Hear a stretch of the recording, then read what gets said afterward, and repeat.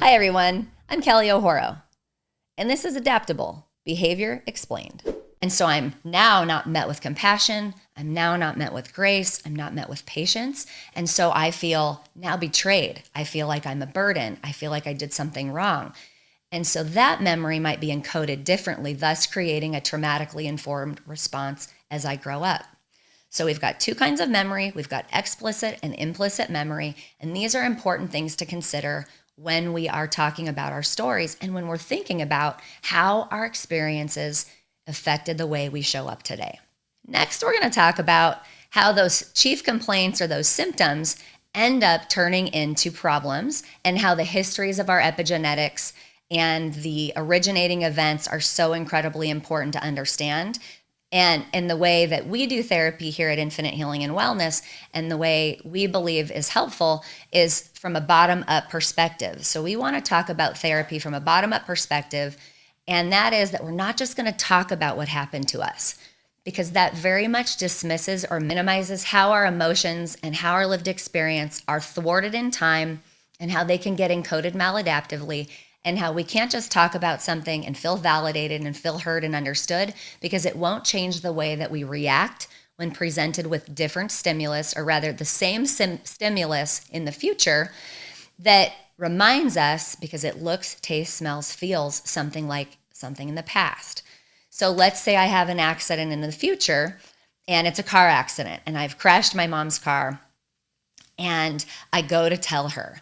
And what got encoded because of the way she showed up for me when I was young was that I was a burden, it was inconvenient, she was, disappointed, and she was blaming when I came to her with the cactus memory. And now I show up after I've gotten in a fender bender in her car, and my body shows up in this way of being afraid to go tell her this thing happened.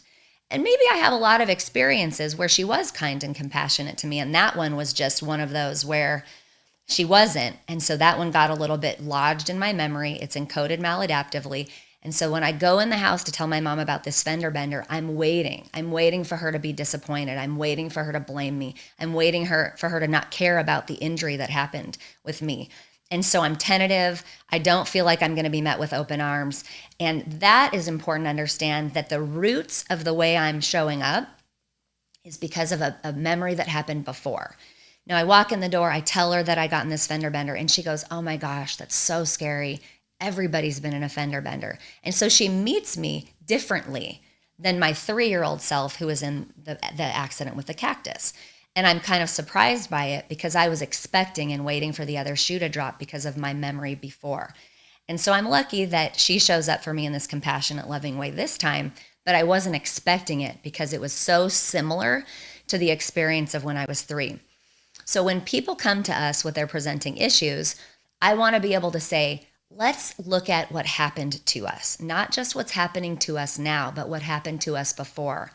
And so we have our symptoms, our presenting issues, that chief complaint. Maybe I'm jumpy when I'm going to go tell somebody that I did something wrong. I'm anxious or I'm nervous when something bad happens because I'm expecting someone not to be kind to me. And so I'm tentative, and I'm a perfectionist, and I never want to make a mistake, and I am leery when I do. And it's partly because of things that happened when I was young. So we have these chief complaints. We have the epigenetic component that I talked about. Am I from a story or a family system where everybody was overwhelmed in my parents' lives, and even more so, people were overwhelmed in their parents' lives, my grandparents' lives, and therefore there's a whole line of us that are sort of nervous, anxious, waiting for the other shoe to drop. So we want to understand the epigenetics.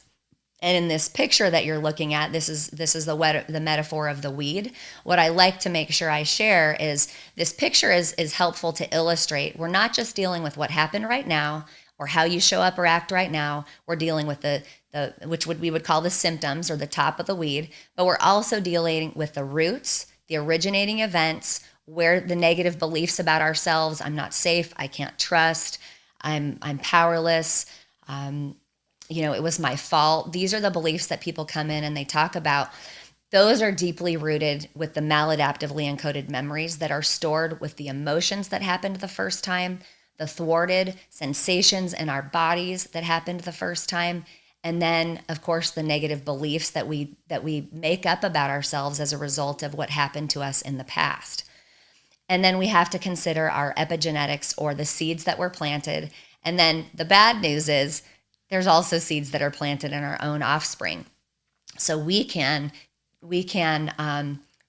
inadvertently pass along our epigenetic tendencies and how we show up in the world into our offspring.